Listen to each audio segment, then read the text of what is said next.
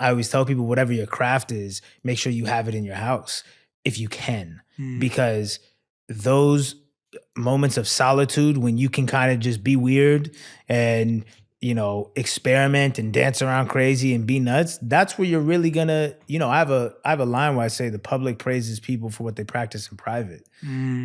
So I just feel like that's when you gotta hone in on everything, is what you're doing in private. So I like, when I'm by myself in the studio, I be getting weird. Man, Russ is one of those artists that's always got a lot to say and a lot to share about the game, business, the industry, the right mindset, and more or less just how to get ahead in life. For those of you who don't know, Russ has been an independent artist since he started, and he blew up in 2017 with his album called There's Really a Wolf. I've been watching his interviews for years, and Russ always has a ton of good stuff to say about the mindset, the hard work, and how to actually get there, wherever you're trying to go. So with that said, today we're gonna break down Russ's 3 rules for success. That requires such a level of discipline to make a choice and to stick with it. And I find like that's something a lot of us struggle with today. Like, I'm terrible at discipline, and I've always been terrible at work ethic. Well, but then I realized that it was the work and not my work ethic. It was the work. I didn't have good work ethic in school because I didn't like the work. It's not hard to get up and do something you love every day. And I think people get judged off their work ethic incorrectly, because they get judged. Their work ethic is judged off of how well and how consistent they're doing work they don't enjoy. How can you judge somebody off of that? Man, what Russ is saying here is one of the truest things I've found, even in my personal life. When you find something that you're passionate about, when you find something that you love to do and you work on it, the work almost doesn't feel like work. It's one of those things where in life, there's 100 different things that we got to do, right? Sometimes in life, we have to do work that we really don't want to do, whether that's to put the roof over our head, put food on the table, or whether it's just cleaning, right? Like there's all these things in life that we have to do that we really don't love. And it feels like work, right? And I think for a lot of people, myself included, school is one of those things. School, maybe when you're younger, is a little bit fun, but as you get older and it's more about just coloring in the lines, following the rules, doing things the right way, I think it becomes kind of a tedious process, right? And I think there's a lot of people out there who really stop and say, do I have a good work ethic? Or maybe they're trying to push themselves to have a better work ethic because they feel like, man, I can't stand to do this work. I can't do this work. But I think sometimes we have to reflect and listen to our body, listen to our soul a little bit and say, is this work that really fulfills me? Is this something that I really want to do? Because like Russ is saying, when you find a process, when you find work that you really love, it's so much easier to do. I remember for me, one of the turning points was my second year of college. I was still doing all my generals, all those BS classes that you really hate. They're kind of pointless. And I started a business on the side. I learned a lot about Amazon and how to sell on Amazon, and I started doing that. And even though it was work, and I was spending more time doing that than I was on schoolwork, it was one of those things where I was like, man, this doesn't feel like work. This feels cool. I'm free. I'm doing this myself. And so what Russ is saying here is you got to find something that you have a passion for. You got to find something that you can fall in love with, or find a way to fall in love with your work. And once you get there, it becomes so much easier to grind stuff out. And then you just got to stay there and keep working. Will Smith talks about the concept of, and I've mentioned this a lot, like laying a brick a day until you have a wall. I think his dad took them, know the story I'm talking about? They did the brick a day. Like, how are we going to build a wall? And you go out there and you lay a brick a day. Like, as long as you're doing something towards the bigger picture, a small thing every day, you're good. And that right there is the key too, is even if you find the work that you love to do, there's going to be days that you don't want to do it. But just staying consistent, and even if you don't feel like working, maybe just doing that little bit, that 10% today that you can get done today, it's things like that that get the ball rolling and really change your life trajectory. There's a lot of misconceptions around it, but for someone who it's working for and someone who believes in it, how would you describe it for yourself? It's that knowing thing you were talking about. It's not necessarily just seeing it, oh, I can see myself with money, and then that's it. Now you're gonna get money. It's more so knowing it and also feeling it. It's, what does it feel like though? What does it feel like when you see your mom's reaction to getting the beach house? And can you feel that? Can you feel the car turning the corner to the beach house? It's about immersing yourself in that feeling as if it was going on right now. And when you do that on a daily basis, it's not long before reality catches up with your thoughts. Man, Russ touches on another really good point here, which is manifestation. Now, I think to a lot of people, it's easy to get caught up in the whole rah-rah surreal aspect of manifestation. You see a lot of this on Instagram, the people that are kind of like, the universe is working for you. And I don't think that manifestation necessarily works that way. I think manifestation and the law of attraction are kind of these two things that go hand in hand. When Russ is talking about you really need to believe it, you really need to not just think that it's going to happen, but believe and feel that it's going to happen.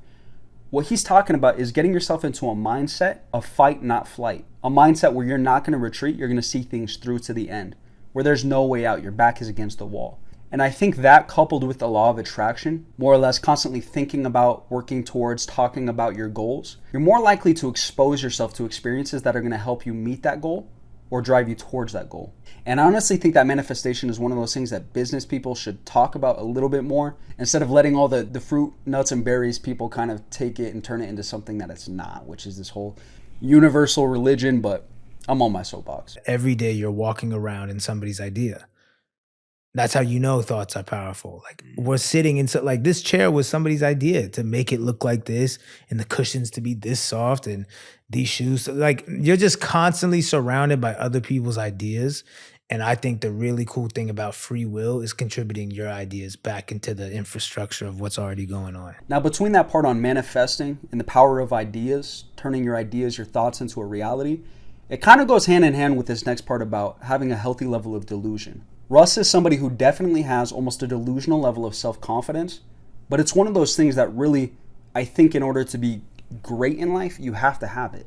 We live in a world where people always want to be naysayers. There's not a whole lot of positivity around, especially for somebody who's trying to do something that people haven't seen before. For entrepreneurs out there, for inventors, for creatives, for artists. So while delusion is a word that has a negative connotation, I think that having an almost delusional level of self-confidence is something that every great entrepreneur, every great artist, every great inventor needs.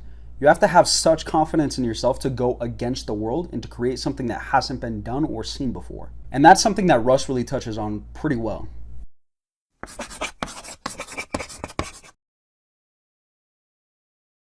When I was coming up, it was that knowing feeling. There was no doubt.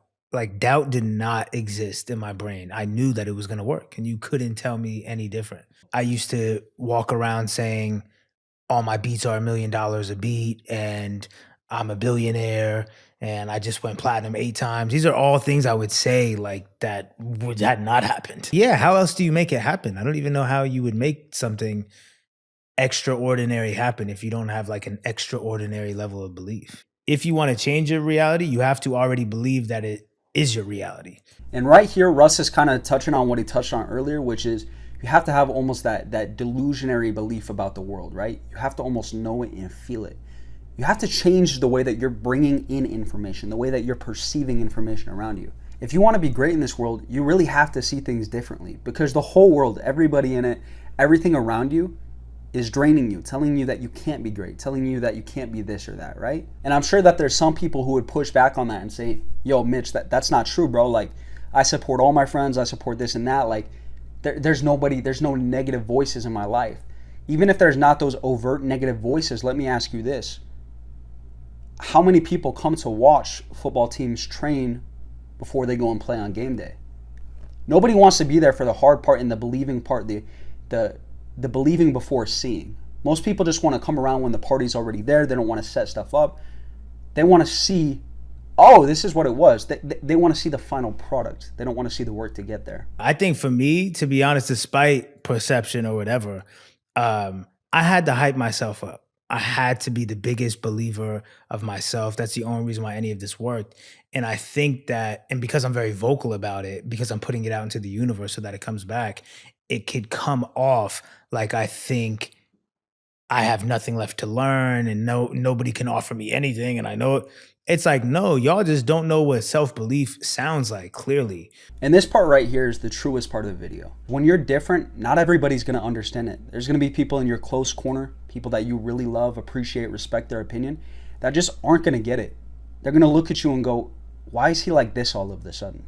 If you really want to be great in life, you want to accomplish what other people haven't, you're going to have to cut some people out. You're going to have to step back, reassess yourself, and do things differently. What Russ is talking about here, about people feeling like, why does he think he's better than me? Why is he this or that? Why does he have so much confidence? That kind of comes with the territory. That comes with the game. You got to understand that when you hop into it. And that's just what it is. So to recap and talk about everything that we went over in today's short video, Russ had 3 major keys to success that he talked about here today. The first one is find something that you love. Find something that you can grind on. Find something that you can get lost in and stick with it. The second thing is manifest it. So start thinking about where you want to be at in 5 or 10 years with whatever it is that you found that you love, you have a passion for. Think about exactly what that feels like, exactly what it's going to be like, what it's going to take, how your life is going to change, and then really embrace and feel that. Really manifest it, and at a deeper level, try and connect with that goal. And number 3, which goes hand in hand with number 2, is have a healthy level of delusional self-confidence. If you're trying to accomplish a goal that's really that big, that great, that most people haven't and won't accomplish, you're going to need to be a little bit delusional. You're going to need to think outside the box, and you're going to need to step outside the bounds of what's normal. And with that said, if you guys want to watch the full Russ interview, the link is going to be down below in the description. If you guys did like this video, if you appreciated me kind of chopping things up and giving you all of the relevant information, please drop a like and subscribe. My name is Mitchell. I appreciate you guys watching. God bless and have a good one, man. Little niggas get murked around with that hating shit. Little niggas see the dirt, fuck on that hating shit. Little niggas get money, fuck around hating shit.